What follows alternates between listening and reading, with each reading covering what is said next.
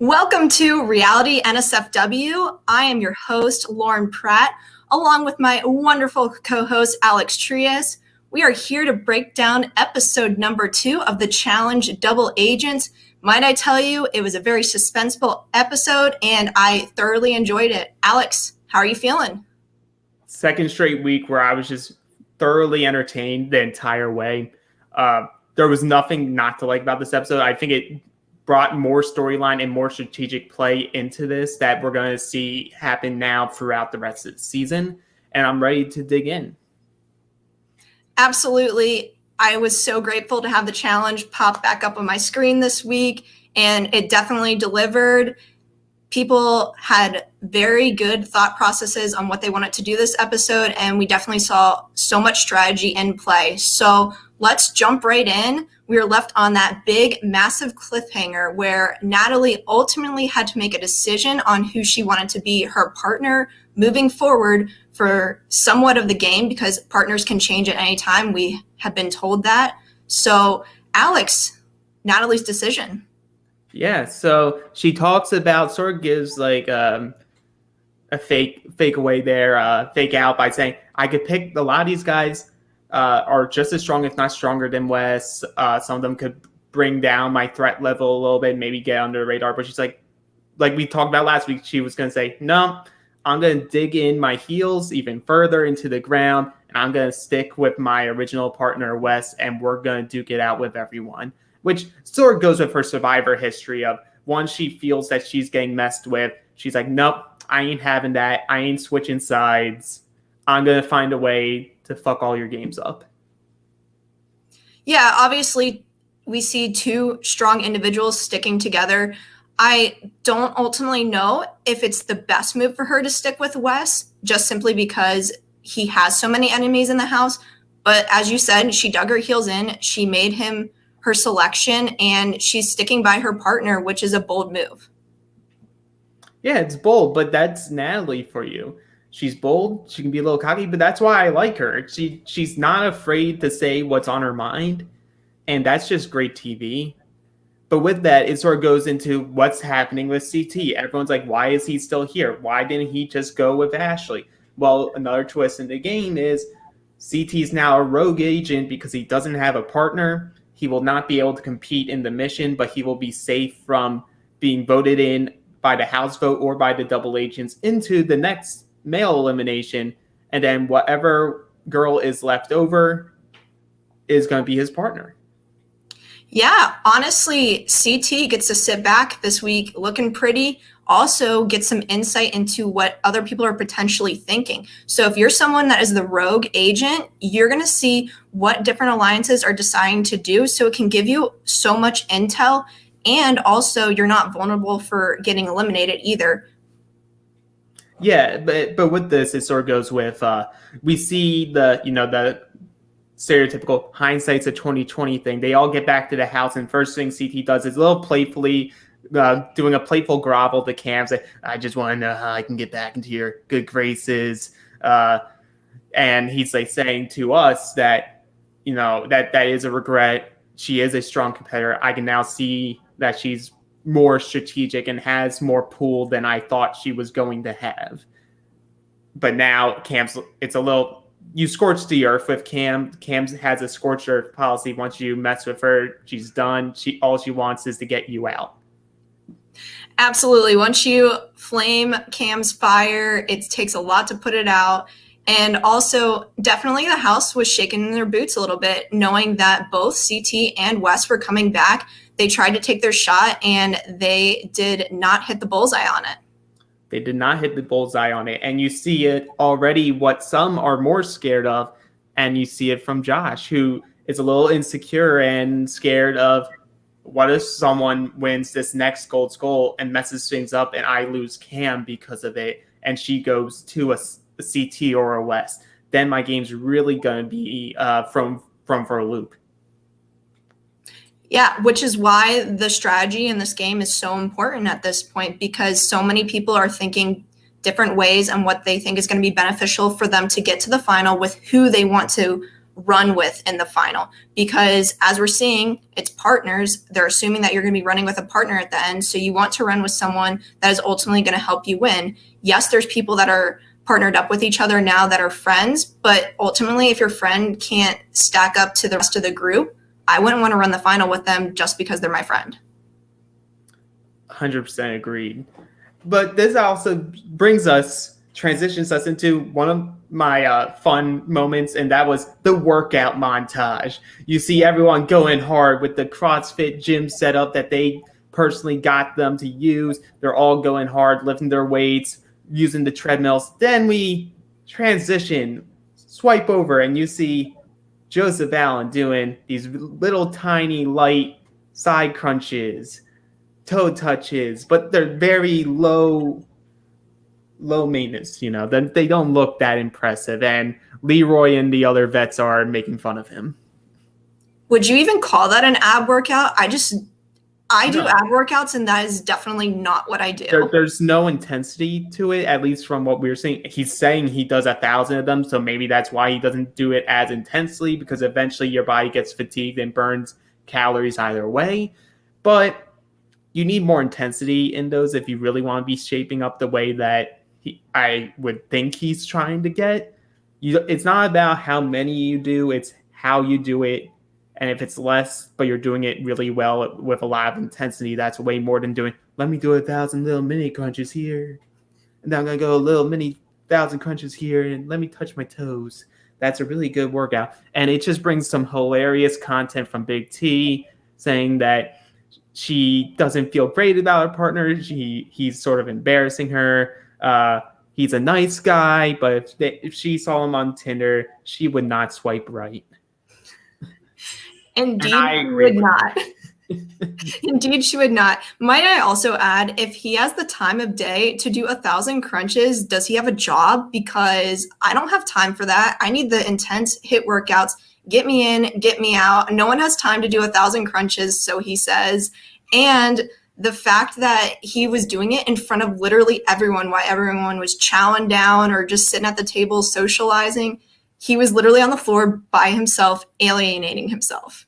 And it's sort of what we got out of him from the jump. We saw him sleeping at the bar. We see it throughout the episode that he doesn't really know who he should be trusting, so he's just keeping a lot of thoughts to himself, which in this game, you can't keep your thoughts to yourself. Like, it's good to keep some things hidden, but if you have a partner, you need to be relying on that partner, especially if you're new to this and your partner is someone who's actually done a couple challenges. Maybe, yes, Big T has not been successful, but she knows the game well enough and she's good socially. So take some advice from her instead of just doubling down going, no, I can't trust her because my plans to go against West, my master strategy is to go against West, and she's talking to him one time.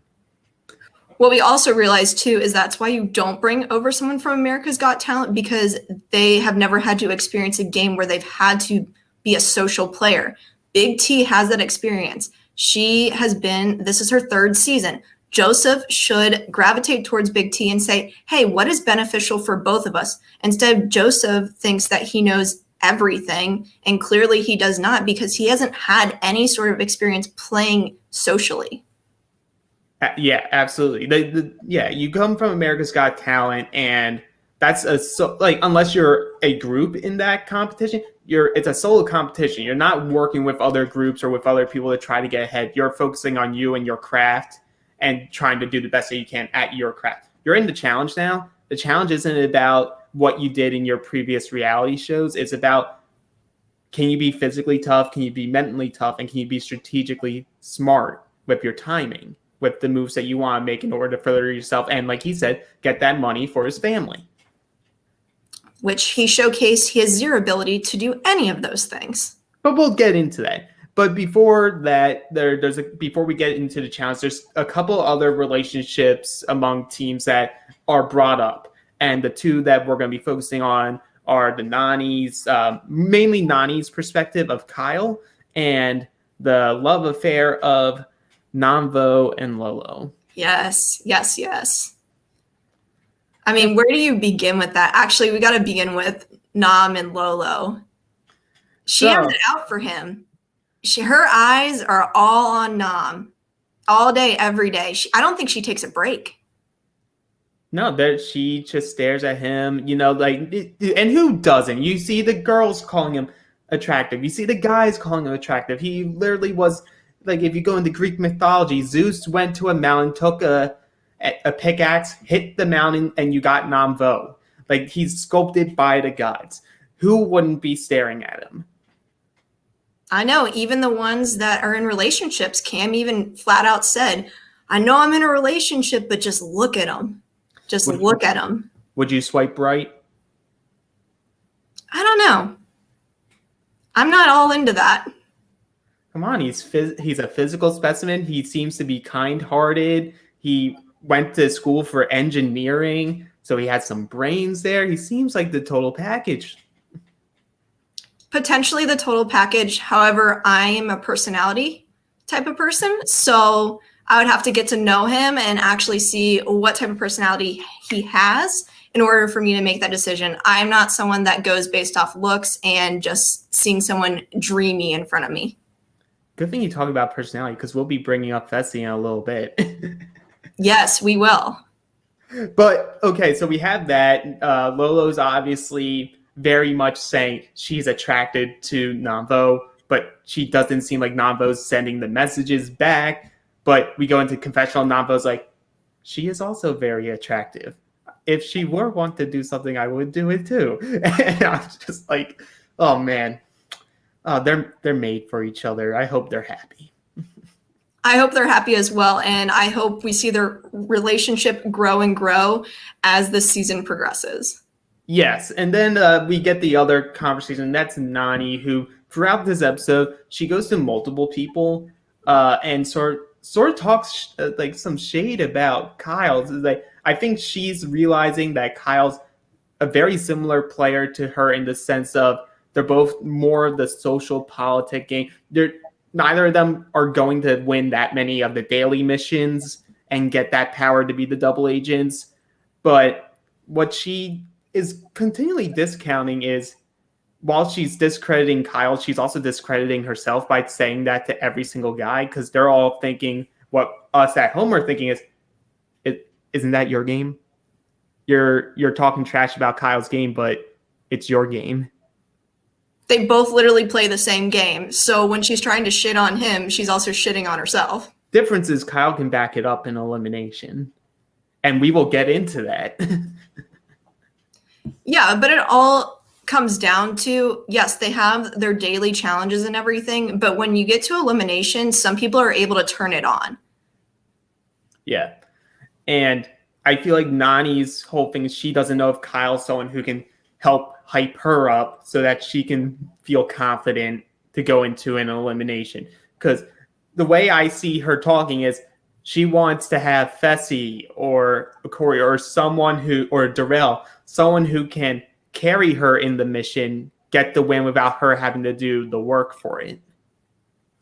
Yeah, but does Fessy have that type of personality where he's able to bring Nani up, get her pumped up for all these missions, all these challenges? No. Well, according to Teresa, unless he unbuttons his shirt, no. That is true. He only has any type of personality when they're about to be partying. But he has to unbutton the shirt. If he doesn't unbutton the shirt, charismatic enigma. No one knows what's going on. Nothing. It's just a statue. There's nothing there. But yeah, so we get that. So we move over to the challenge, and the challenge is called Ice Spy. And how it worked was you and your partner would go through glacier water to get onto a ship that had ice blocks that were 70 pounds. You would then take it off the boat, bring it over back to shore, and you would have to use pickaxes to pick it apart in order to get your kill. And then you would put your kill into one of the other team's slots. Once you had 3 kills in there, your team was eliminated. So it brings up a lot of stuff that you even see in Survivor, with even something as simple as the coconut challenge, where people are afraid to show their cards. And it's also a challenge that favors the big alliances initially. Initially, it favors them, but this is also why I like these type of challenges, because it exposes who's truly aligned with who. And I will say I was very impressed that no one actually DQ'd before it even started, because I want to know actually how cold that water was, because you heard people mention that, heck no, I don't want to get in that water, but everyone at the end of the day, they did it. So I was impressed that no one decided to back out, because we do see in some challenges where people say, nope, I'm not going to do it. And it always makes me cringe, because why in the world did you go out there if you're going to step out of doing a challenge? Yeah, so the thing is, like the closest I've ever been to this is like when I was an athlete in high school, we would have to do ice baths, and we would just be in this giant tank, and you would get cold water, and they would dump a bunch of ice in. Sort of similar, but not the same at all. Once you go into natural water, that's just that cold initially, and then you add the fact that you're in around glaciers, so it's like frozen water, and then you're bringing a big ice block over. That's additional coldness being added to your body as you're trying to transfer it over. Your body, you have to give these people a lot of credit, because that type of thing could shock your system very quickly. And you see it with Michi eventually, but we're fortunate that not a lot of people had what we saw with Nelson last season, where he had to be put into that heat bag and then shipped over to the emergency room just to defall him. Well, and that's the thing with Michi. Michi went into it. Did he really want to do it? Absolutely, probably not. But he went and did it. He gave it his all. Ultimately, he wasn't able to finish, but he didn't quit. No, he didn't quit. His body quit on him, and he had the medical DQ. But you really don't hear much else of it. So I don't think he's getting a lot of flack from the rest of the cast, because all of them are also doing it. They know what it's like. Sometimes your body just can't handle it, and that's the thing. Everyone knows you're only going to have like one or two challenges that involve cold water or cold conditions like that normally. So nothing against him. He tries. They don't win. Big whoop-de-doo. But it gets us into the beginning of the challenge, and you know right away Wes and Natalie are going to be targeted, because Natalie just earned her gold skull. But more importantly, she's associated with a winner. The winners can't have the power. So Cam and her group make sure all of us put our kills in, which comes to the fun part where Leroy then tries to do it after it's publicly known Wes is out. So Wes takes the kill and throws it back into the water. Was Leroy even paying attention to anything that was going on? How in the world do you not know that 3 kills are already in the slots? That's just stupidity on his part. I just don't understand, when you're roped into a challenge such as this, that you cannot physically see red, red, red, and count to the number 3. It was pitiful, but it created a funny moment with Wes chucking in the water. So I did love that. Yeah, and then you have a couple other teams go out, but there's no true strategy to it. The only real strategy was the big bulking alliance didn't want to target each other initially, and no one had the stones to even attempt to look at Fessy and Anissa's pillar to put a kill in there. That was mind-boggling. That was mind-boggling to me. How in the world are you just going to let one singular team coast by without even putting something in there? I get that they're in a running alliance and they're all wanting to work together, but I'm talking about the people that weren't part of that alliance. What in the world were they doing? You initially should target the team that just won the previous week. Why do you want them to have the ability to have that much power? Yes, they could eventually, with whoever they're aligned with, target you in the end. But if you know you're a team that's on the outs with this big alliance that's trying to work together, target the team that just won the previous time. Well, here's my thing on it.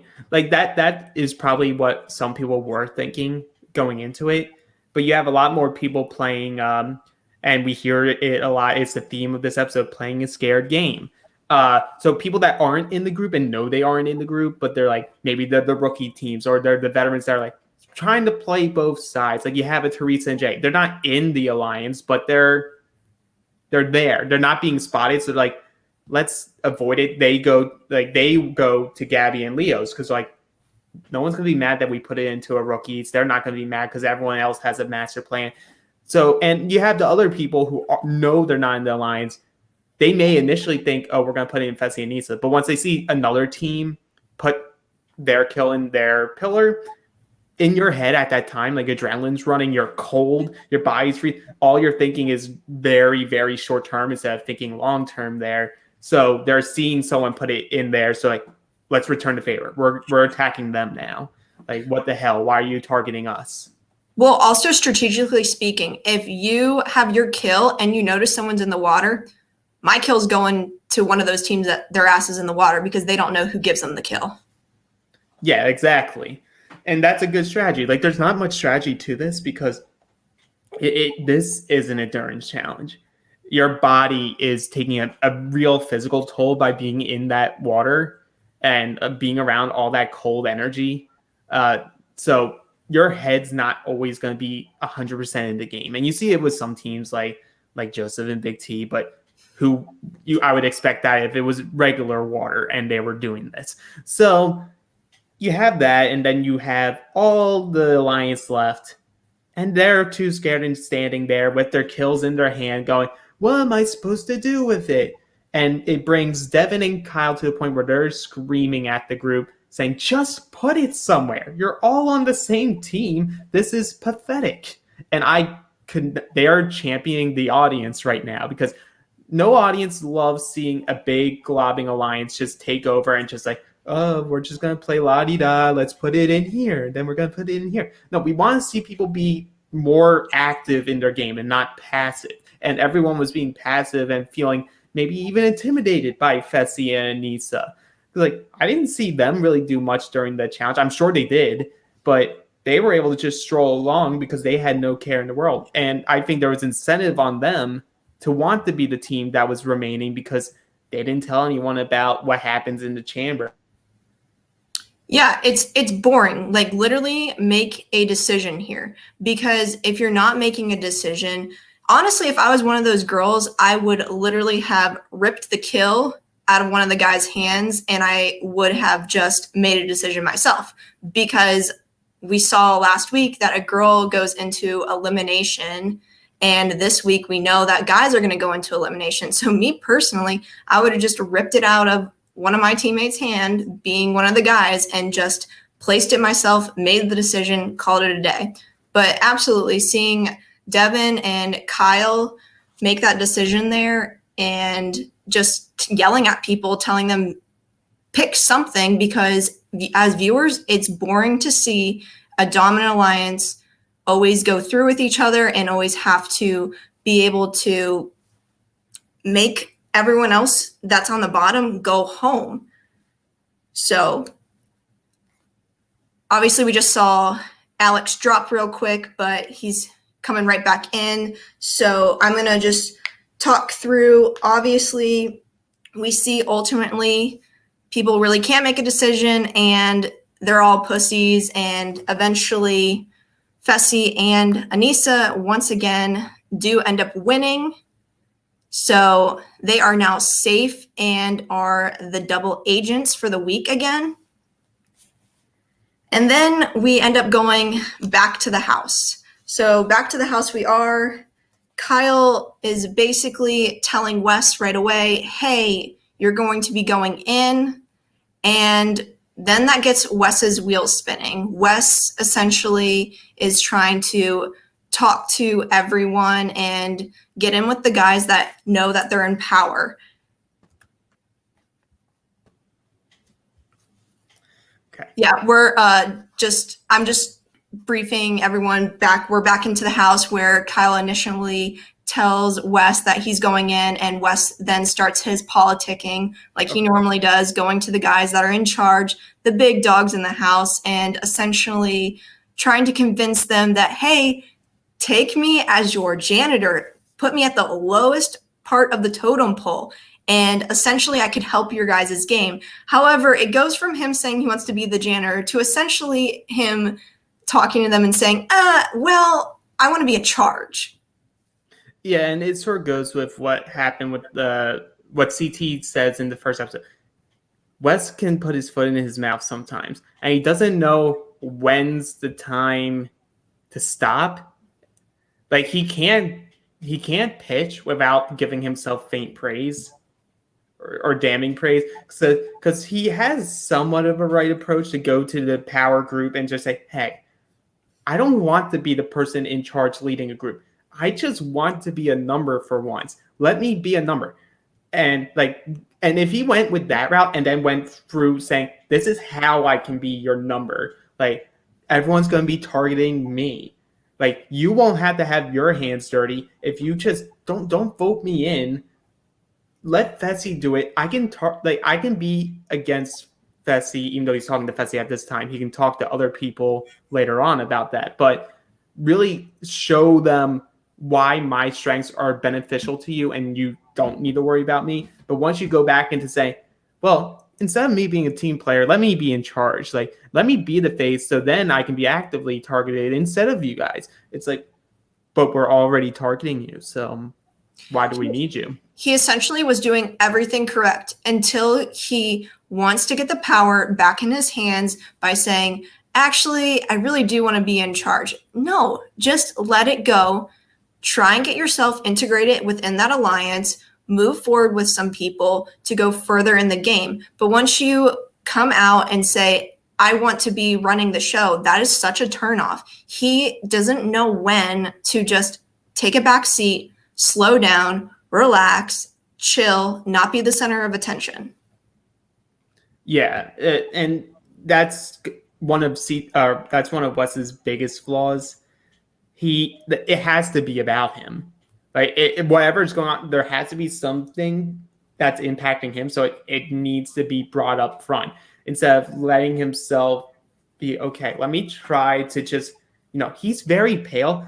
He could easily just be on the wall, be a wallflower, just pin himself against the wall. No one's going to know he's there. He'll be invisible. But he can't be invisible. His mouth gets in the way. His ego, more importantly, gets in the way because, yeah, I'm a multi-time champion. Let me show you why I'm a multi-time champion, because I'm not afraid to talk crap to your face about it.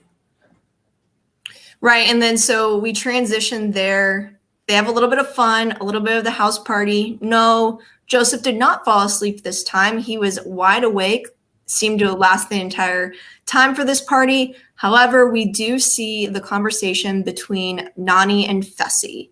Nani goes up to Fessy and essentially says, hey, are you interested in potentially being my partner sometime down the line? And she's just pitching her name to him and ultimately was asking, if you don't want to be my partner, just let me know straight up. And Fessy, you know how Fessy is. He kind of beats around the bush, wants to make everyone feel comfortable with him and that he is fully aligned with them.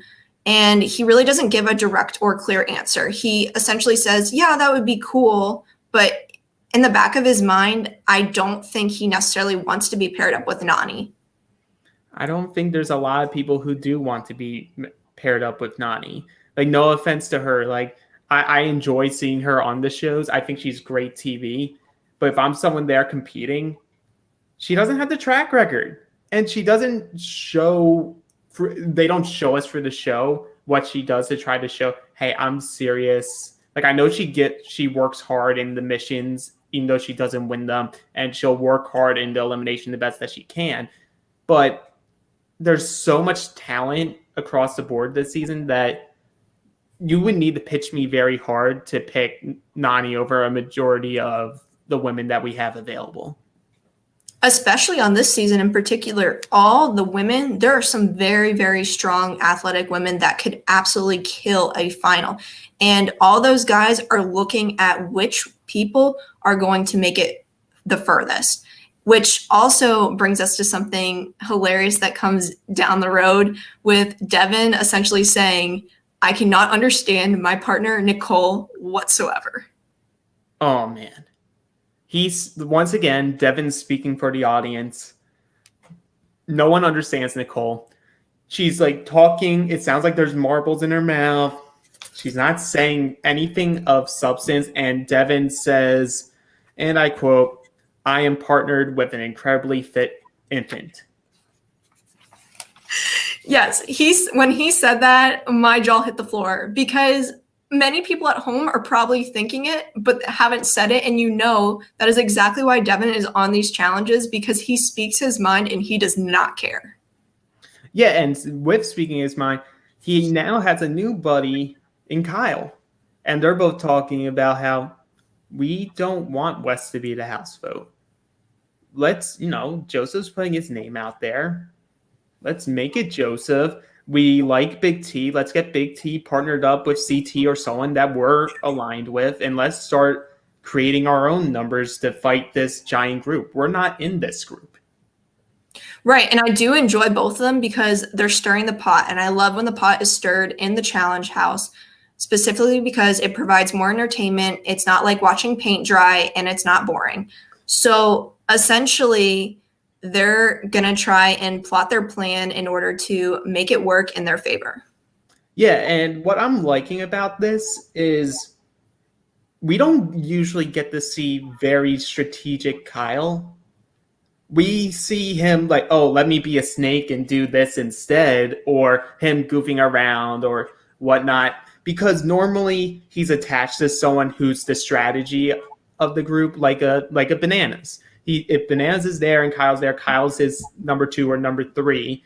So he doesn't have to worry about it. And the show doesn't worry about what Kyle's thinking. They worry about who the ringleader is. But in this season, we're getting to see Kyle in more of an underdog role. You really see it come through that he does feel he has a big chip on his shoulder, because he knows if he gets to a final, he has a good chance to win, because he's made 2 finals and was runner-up in 2 of them.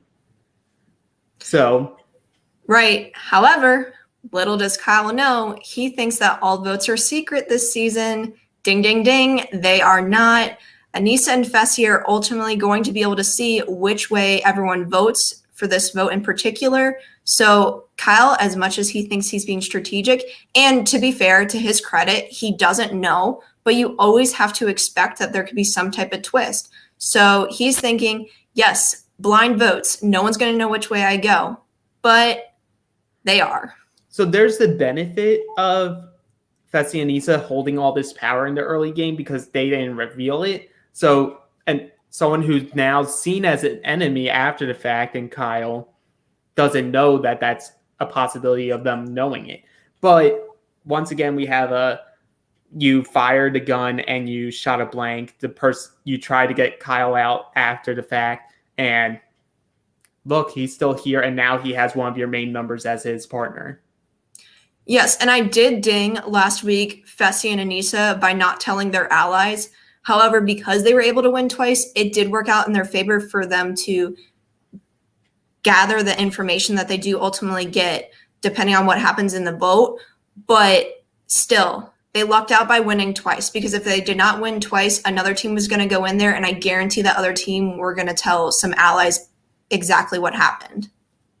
Yeah, and before we continue, let's take a quick break and hear from some of our sponsors.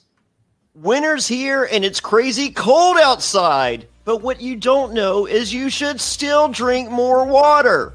By the time you feel thirsty, it's too late. You're already dehydrated, you can't focus, and you feel tired. Drinking enough water is critical for a healthy lifestyle that you're trying to maintain. It increases your brain power, boosts your productivity.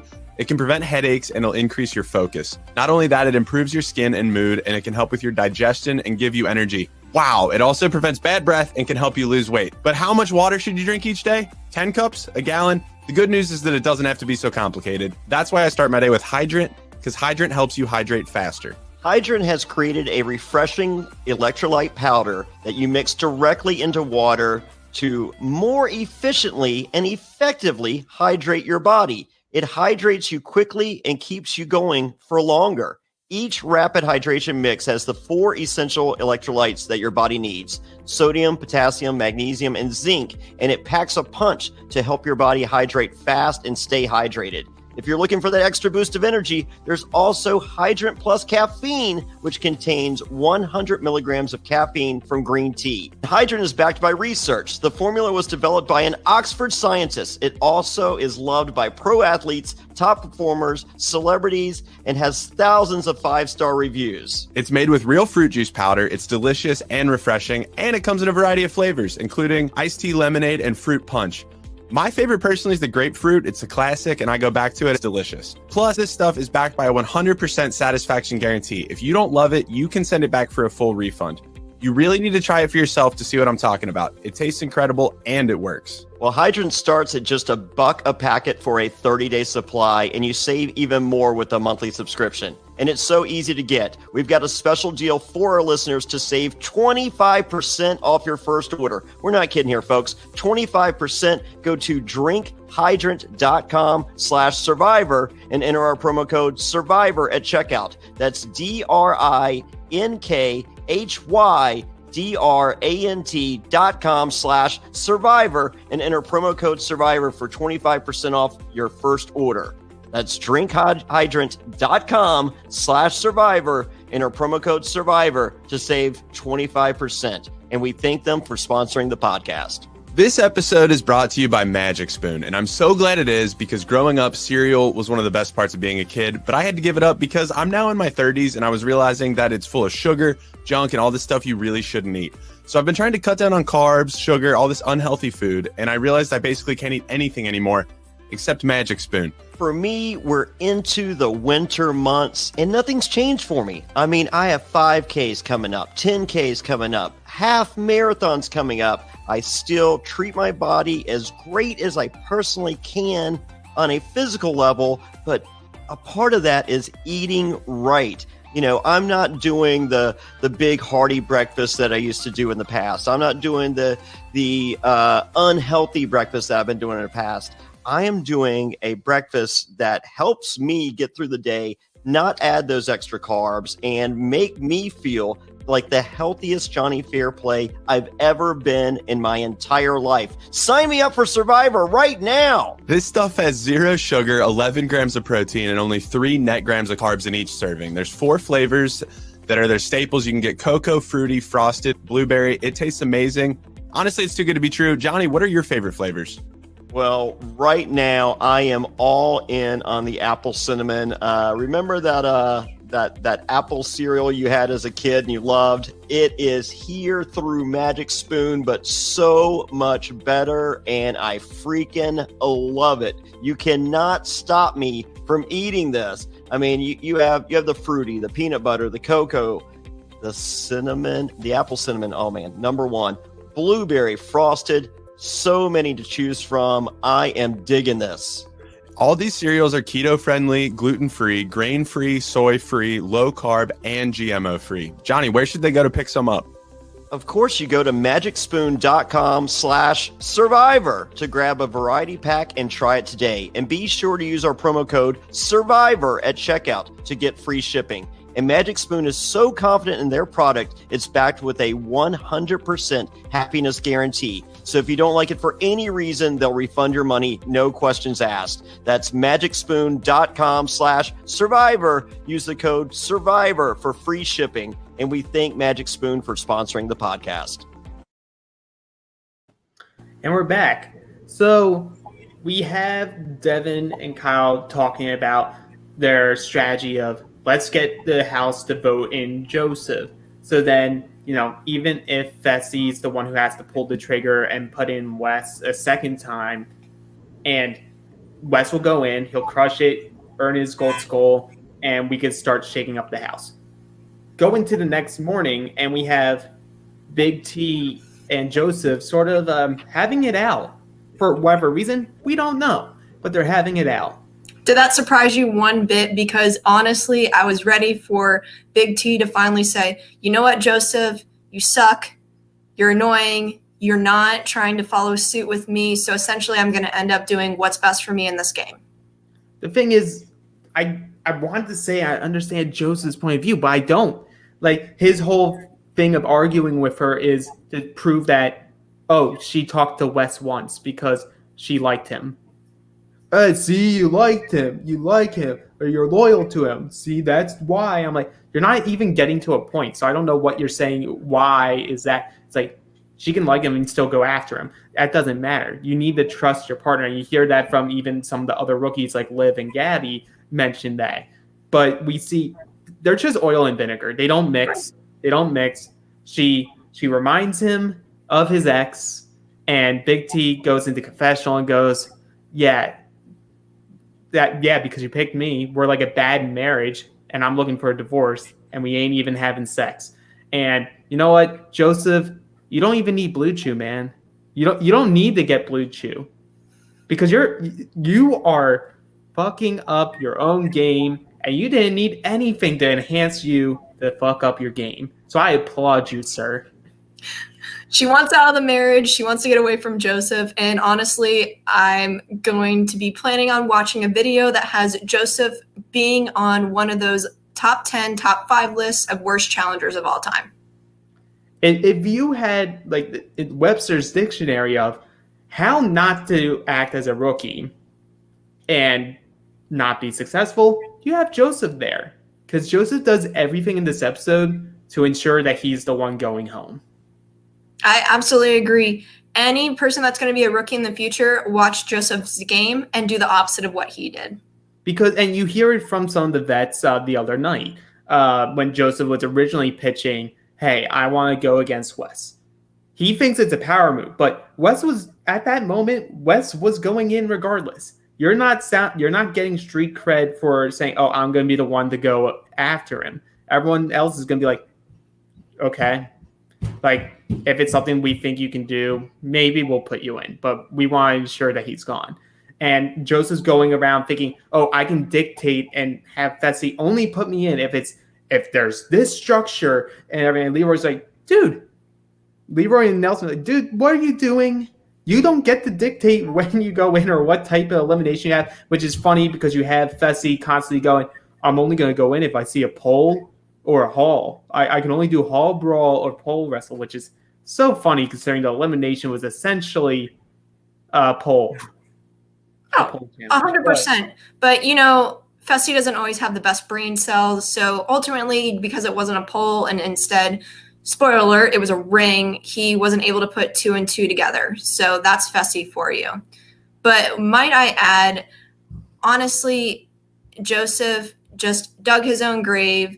Personally, I think it's a stupid idea to want to go against one of the best competitors in West. I know you want to be big and bold and prove yourself and everything, but why put such a target on your back, make yourself exposed? Honestly, him and Big T, probably, if they would have played their cards correctly, they might have been able to hide for the first couple of weeks.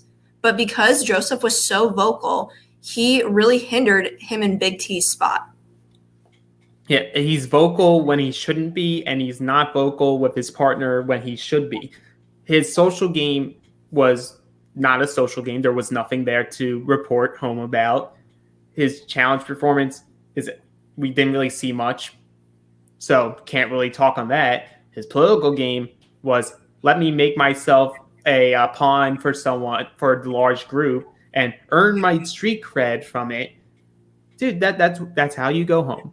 But that gets us to the open forum prior to the vote. And Joseph's master plan strategy is, I want to go and take out Wes. He can count his money at home.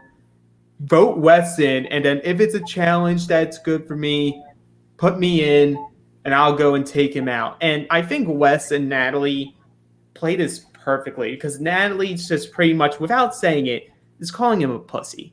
Because she's like, if you want to call someone out here, why don't you show you have a pair of balls? You get the house vote, because Fessy will probably already pick Wes anyway. They all want Wes out. Earn your stripes, take the house vote, ensure you're in, because you want to make sure you're the one who takes out Wes. And then Wes has the great line of, I just want to say, yes, I am indeed rich. I loved it. And then Jarrell chiming in. That was the best. Just exposing Wes in his confessional saying, you can't be that rich because most people don't talk about their money. like that. Real ballers don't have to say they're ballers. I love Darrell's turn, but I like the fire that Wes had here. This was the time to do what he wanted to do, because that's where you're right before the vote. If these people are so wishy-washy and you're seeing what's unfolding, you can turn some heads and have them, oh yeah, like, because he's going, let Fessy put me in. That way I have one clear target, and it's not going to be any of you. It's going to be Fessy and Anissa, who have all of my animosity towards. And, and then he like stops Joseph from trying to talk. He's like, hey, multi-time champion talking over here. You will not interrupt me. And just showing that fire. And like, you want someone like Wes around, at least in the early portion of the game, because he is a target. He's someone who's going to be a threat and someone who wants to be taken out by everyone. Let someone else do it. This is also why we see Wes being one of the best strategic players that the challenge has ever seen, because ultimately he should each and every time be a target, but sometimes he's able to weasel his way in with certain people, get people to essentially do what he wants, and it ultimately helps him go further in some challenges. Yeah, and sometimes the best strategy is if you know you're a threat, make your threat level so big that it's small. Because everyone knows. If you're screaming loud, everyone knows you're there. But you even hear from Fessy. He's like, I know where Wes lies. I don't know where some of these other people lie. And that goes and brings us to the vote. The critical vote. Because here you have some people that thought they were making a move. Little did they know that move was going to be seen by Anissa and Fessy at the end of the day. And ultimately, we see it bites someone in the ass. Yeah, and we see the usual suspects voting for Wes, in Corey, in Cam, in Tori, and Nelson. People that are obviously aligned with Anissa and Fessy. Mainly Fessy, but Anissa's with him, so aligned with her, doing what they wanted done. But then you had other people in that same alliance take Wes's pitch and go, you know what? Yeah, why not? No blood on my hands, because you heard that throughout the challenge was, let's have Fessy be the villain, be the bad guy, have the blood on his hands. He can do it. So yeah, let's throw in Joseph. He made himself an easy target. And then you had people like Jay. I'm assuming Teresa did it too. I don't know. I didn't get to see all the heads when the vote was revealed.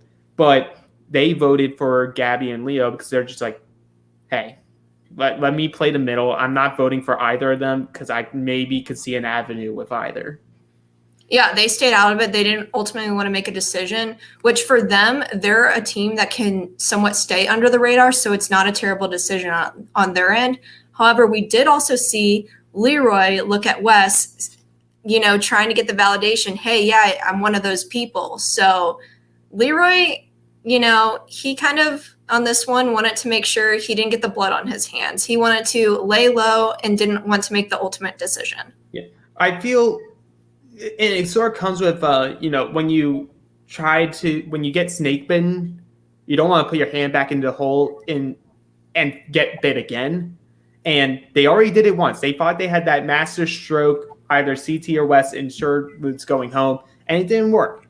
So I think for some of them, they got a little gun shy of, let's just have the double agents put them in.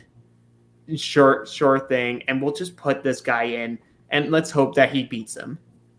I mean, it's a great strategy because it doesn't put a target really on you because you're not the one calling someone out. Because as the double agents, you literally are calling out one singular team. If I'm that singular team that goes in and I come back, guess who I'm coming for? The double agents. Is that the smartest move necessarily? Probably not. But you know how people are in the challenge house. If someone puts them in, they want to get payback. Yeah, and that's not always the smart strategy.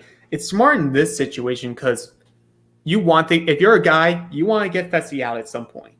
Whether it's by your hands or someone else's, you want to get Fessy out.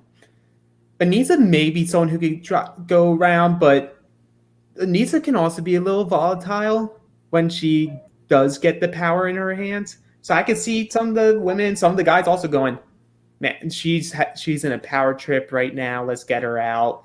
Not want to work with her. So there's a lot of emotion that goes into a lot of these decisions, even though people want to say it's strategy, it's emotional. But we have everyone votes, and Kyle makes it a point to go into the bedroom that has Anissa and Fessy. Tori just walked in, and one of his greatest strengths is his ability to lie, because he, without any hesitation, I feel he would pass a lie detector test. Like, that's just how smooth he went. I voted. I was so conflicted, but I voted Wes. Come on. I voted Wes, and he's parading about himself how good of a liar he is. This, like, TJ made this for me so that I could be that true liar and snake that I can be. But then Anissa and Fessy go right into the chamber where everyone's like, we've been trying to think about what goes on in the chamber. They say they just deliberate. But come on, it's like, if you're on the challenge, and maybe they were thinking this as a possibility, but how do you not think, if they're just delivering, they can deliberate wherever. Like, you, in all these other seasons when they're deliberating, you're like interrogating someone, and that's pretty much it. So if they're in there, something else must be going on that we're not privy to. Well, I say privy, most of them probably don't know that word. So there's something going on that I don't know. And so their brains are scrambling on, well, what could be going on? Right, but also with what Kyle did, why in the world did he literally go straight into the bedroom and just flat out say that? Because ultimately, he is then also showcasing how good he is at lying to people's faces, where it would have been even slightly maybe more beneficial if Fessy and Anissa went into that not knowing which way Kyle went, because it's kind of a double whammy against Kyle. He goes in, straight up lies to them, they go into the deliberation, and then also sees that he voted in the opposite direction. So very, very poor on Kyle there. Ultimately, he doesn't know what goes down in the deliberation, but I think that truly hurt him. Oh, yeah, it did. And you see it outright almost immediately when Fessy and Anissa are going through the names of the people who voted for Big T and Joseph. Like, they're not getting mad or they didn't show us them getting mad over some of their own alliance voting that group in, but they immediately make it a thing to say, well, Kyle, like, I can't trust Wes. And Fessy says to Anissa, no, yes, we want Wes out, but I know where Wes lies. I can't trust Kyle. So now this is up in the air going into the elimination for the viewers of, well, is he going to follow through and still put Wes in because they want to get the winners out? Or is he going to throw a Kyle in because I just can't trust this guy. Let's get rid of the unknown variables, and then we can at least have a us versus them mentality after that. Right. So then that in turn leads us to, once again, the crater. And we get there. You see this ring in the middle of the ground. Nothing else around it. You see the 3 poles. Obviously, you got to know it's something physical. Last time I checked, a circular ring with 3 poles has nothing to do with a puzzle. But, I mean, honestly, if someone could pull that up for me and show me how that works with a puzzle, that would be awesome. So Fessy and Anissa know, yes, this is going to be something physical. And ultimately, TJ announces that Big T and Joseph, come on down. And we see Joseph just so hyped about this. I mean, come on. Yeah, stealing Casey's Let's Go. He's pumped for it. He's saying this is the pay-per-view fight that's been hyped up and everyone wants to see. I'm sitting there going, okay, buddy. Like, you're the undercard. Like, you mean you're not even the undercard. You're the pre-show. You're the pre-show fight that's for free, that everyone gets to see as they're hyping up the events because it's a nobody. We're going to throw the nobody in there. He's going to get his ass whooped, but he's on the card. I have no words for it. He was way too hyped for that. And I just was sitting there thinking to myself, looking at what the elimination was, he's about to get his ass kicked no matter who he goes up against, because All those guys are big, strong, physical people, which we then in turn see TJ address Fessy and ask Fessy, do you want to come down and earn that skull? And Fessy looks at it, and literally that would have been, if I was Fessy, split second decision. Yes, I'm going down. Because based on what you've seen, I'm sorry, I want to go up against a guy that does these weird 1,000 ab crunches versus someone that's a heavy hitter that's left in the house. You want to go against Joseph or you want to go against Nam to earn your skull eventually? I'm picking Joseph. Ultimately, we see Fessy chicken the heck out. Yes. So this is why TJ is probably one of my, if not the favorite host of reality television, because he will tell you what it is, how he is feeling. He's not doing what the producers are telling him to say at that moment. That's all emotional on him going. He wants to see these people compete, butt heads, really claw and tear, and want to win. So when he sees this is a physical competition, goes to Fessy. Fessy, do you want to participate in this? And Fessy goes, well, I don't see a pole or a hole, so I'm going to pass. This is janky. I'm like, how's it janky? There's a ring. You have a ring and you have studs. The first thing I think of is the Derek versus Joss competition, where all you need to do is you're wrestling that ring out of the other guy's hand and putting it on whatever side you need to, whether you're crossing something or putting it on something. That's what a ring does, buddy. It goes over stuff and you pull it away from people. That's all it can do. I just want to know, I wanted him to say in a confessional what he even thought it could have been. Because I can't think of anything that it possibly could have been other than what it was. Well, who flipped? But Fessy, I feel he keeps doing that big brother talk of we're not playing checkers, we're playing chess. And he thinks he's making a chess move here by going, I get it, but I feel confident enough that once that I'm going to be in this position a lot. So at some point, I'm going to see that specific elimination I want, and I can go in then. At this point, I want to remove someone else from the field. So let me target Kyle, who I guess he didn't brush up on Kyle's history. Kyle's not bad at eliminations. He's not. And you just threw now a blindsided Kyle, who's going to now be very angry in a physical competition against a rookie who Big T thought was doing the WAP. Essentially, Fessy just gave Kyle basically a skull. That's essentially what he did. He's like, Merry Christmas, happy birthday. Here you go. I'm giving you a skull because I'm too much of a dumbass to go in myself. Yeah, and TJ let him have it. It's like, hey, there's only 10 skulls. You have had the power position 2 times, and neither of you had the stones to come down and fight for your ability to get to the final. If you don't have a skull, you don't go to the final. It doesn't matter how many of these missions you win. If you don't come down here, you don't get money. You're not making the big prize. So I love when TJ lectures the group. And he did it after the mission as well, when he called everyone out for being too scared to go against Fessy and Nisa then. So if you're new to the challenge, you don't have to be worried about TJ not being a good host, because he brings the energy. Yeah, he absolutely does. And this also showcased to me that maybe Fessy isn't able to count to 10. Well, yeah. Maybe he got hit a couple times too many in the head while playing collegiate football. We don't know. But I wrote, the first thing I wrote down, they list the elimination is called Ring of Spies. As we mentioned, you and your opponent are in the middle of the ring, holding that ring, and you have to wrestle it away from the other person or drag them, whatever you need to do. Bring that ring over to your pillars and put it over a pillar. There's 3 pillars. First person to get 2 of their pillars wins, so it's a best of 3. And first thing I go is you hear Fessy say, can I take my vote back? And I'm going, Fessy, I'm sorry, man. Probably a great guy, but you're a fucking idiot. 110%. And ultimately, we see Kyle versus Joseph the matchup that we really didn't want to see, but here it is.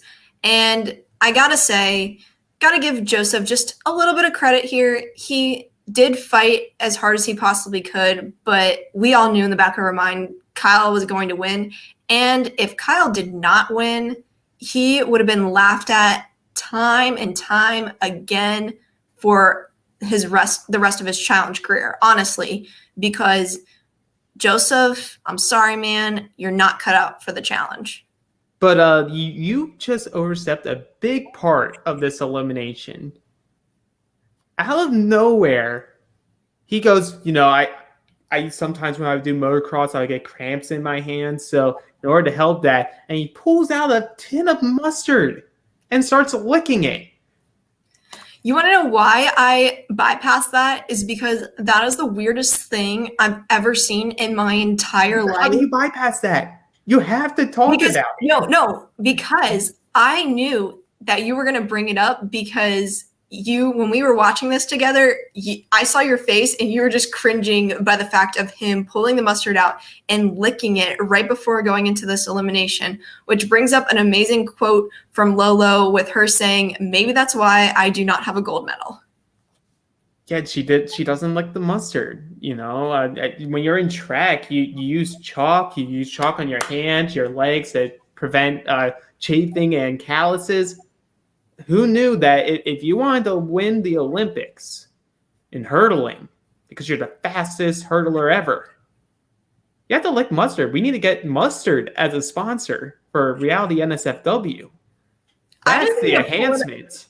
I just need to pull it up and see, does mustard actually enhance performance? Because Joseph didn't seem to elaborate too well on that. It just seemed as though that was something that he used to try and benefit him in motocross.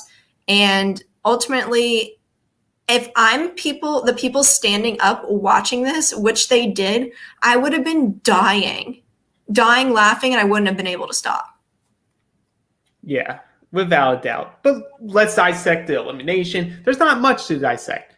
Kyle bodies him and drags him because you're not supposed to be both just lying on the floor. So Kyle gets up and just pulls Joseph's dead weight over to his pillar, puts it over, gets the first win, and that gets the peanut gallery hyped up. You have Devin going, I want to smell fucking blood now.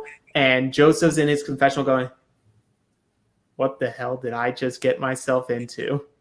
Dummy. I think at one point too, Joseph's entire head was in between the ring and Kyle was just dragging his ass.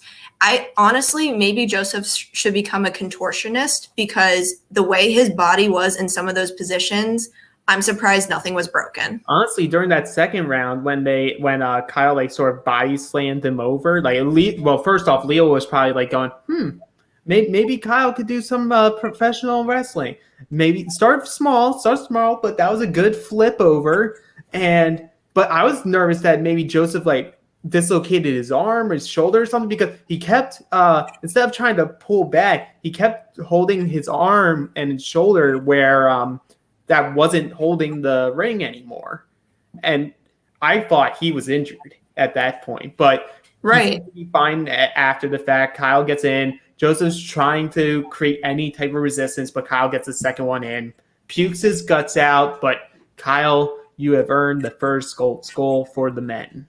He has indeed, and I'm not going to lie, Big T was not hiding anything. Her jumping up and down with Nani screaming. If I'm Joseph, yes, that would hurt a lot on the inside, seeing the person that used to be your partner jumping up and down screaming, knowing that you're going home. To be fair, Joseph should have the self-awareness to know that him and Big T were never on the same page. However, it was still funny just seeing how delighted and excited she was because Big T ultimately is going to get an upgrade somewhere. Yeah, and I got 2 points to bring up. One is I love the quote from CT of Professor Kyle takes out Colonel Mustard with the hula hoop. I'm a big fan of the game Clue, so that hit home for me. Second, though, is sort of doing a retrospective on Joseph. Do you think he sort of felt in the early stages of this game that he didn't really belong with this group of people, and maybe that's why he actually like sort of self-sabotaged and made sure that he was the one going in.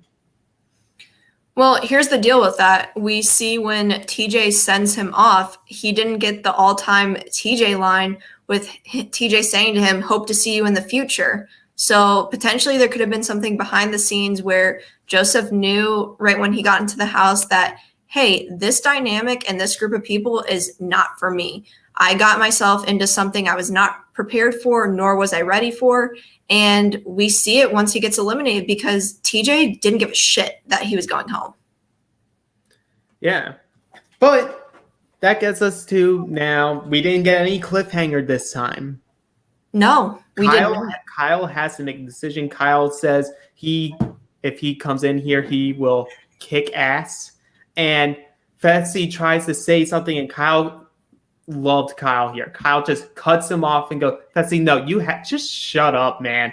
You are too scared to come down. There was a fucking ring in here. What else did you think was going to happen in here? There's nothing else here. You're too scared to go in against a rookie. You're just a chicken. You haven't done much in these challenges. And you know what? Fessy was trying to paint this picture of rookies where like Jay was thrown in 3 times and I was thrown.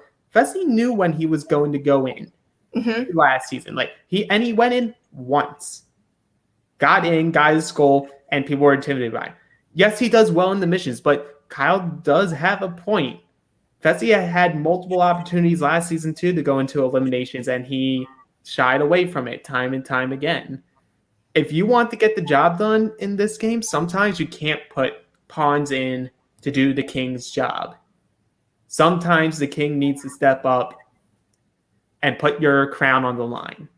I'm not saying he's a king. I'm just saying in that metaphor, Fessy decided to hide behind his numbers instead of let me go in and show everyone why I'm this big, bad, tough guy. Because let's be honest, if Fessy goes into that elimination, he's picking up that ring, putting it over his shoulder with Joseph dangling on, and going over and putting it on with zero effort.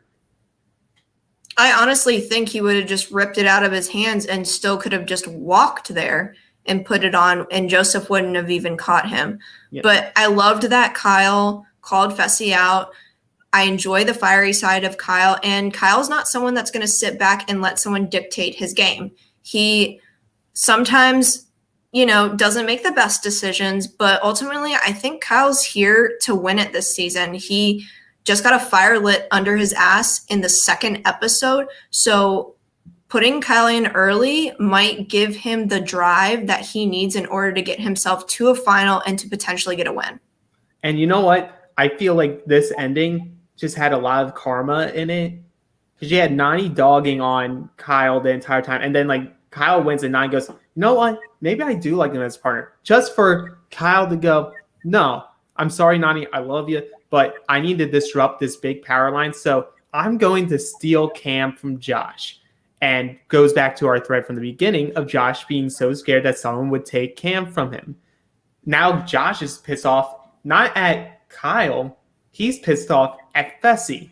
Yep. Yes. And Anissa saying, you fucked up my game. And then he has to choose between Nani and Big T. He chooses Nani. They're friends. Nani thinks this is a great move because they're friends. And I'm sorry. I know working with your friends, sometimes it makes things easier. Sometimes it makes things very complicated in these games.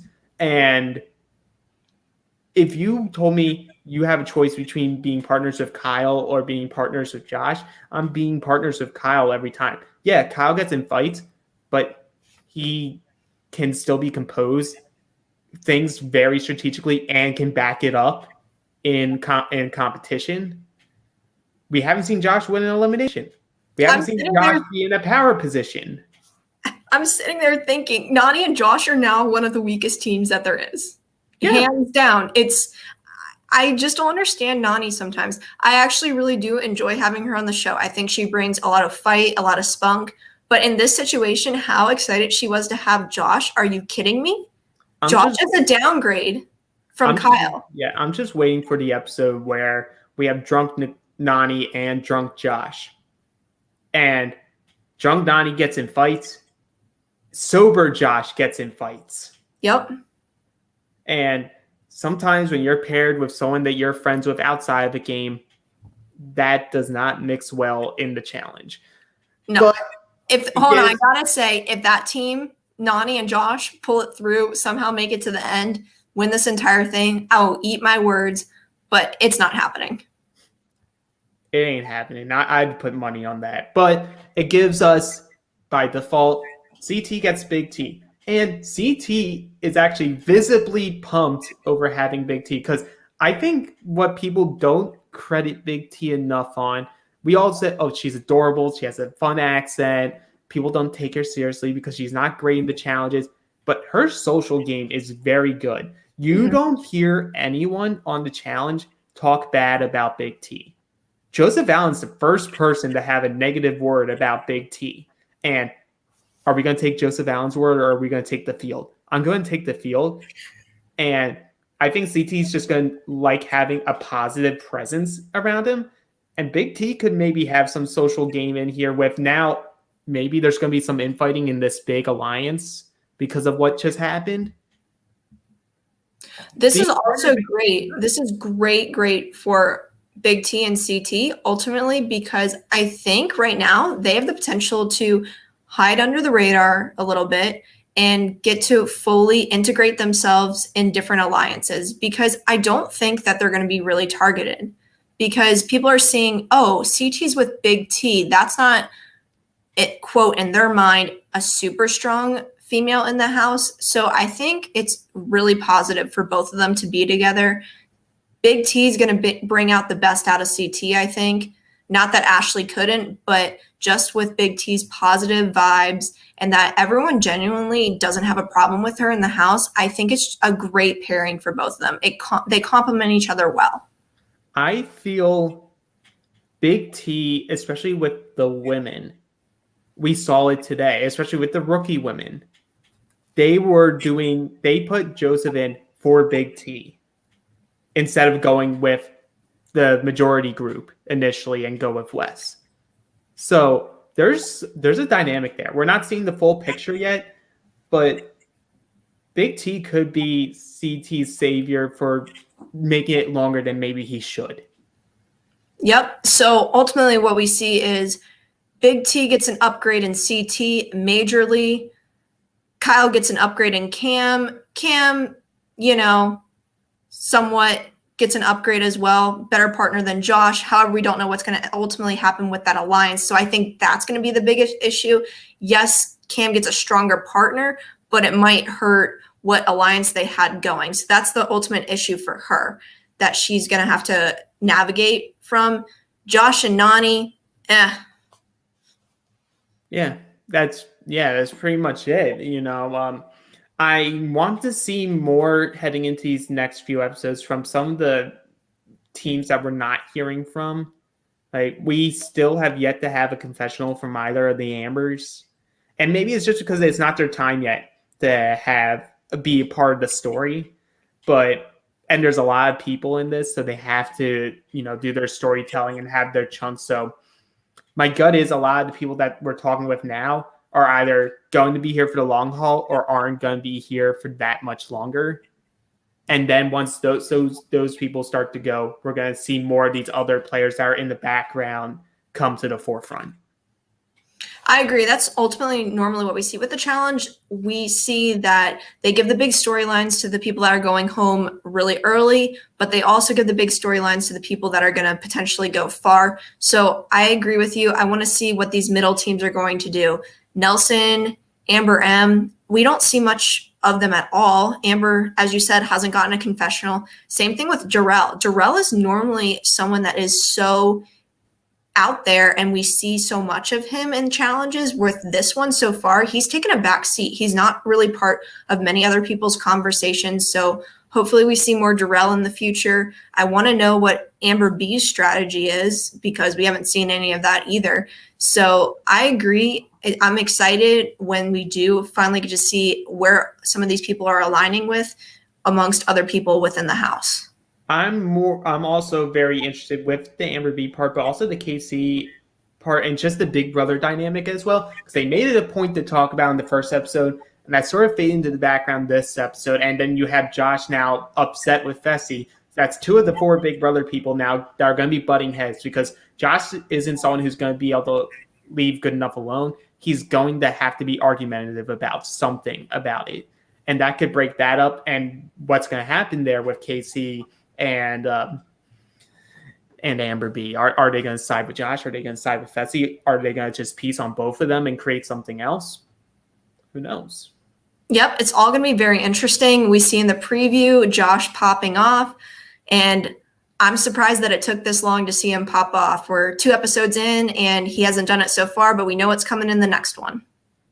Yeah, that pretty much wraps up the episode. Yep. So with that, thank you everyone for joining Alex and myself tonight on Reality NSFW for the Challenge Double Agents Reaction Podcast.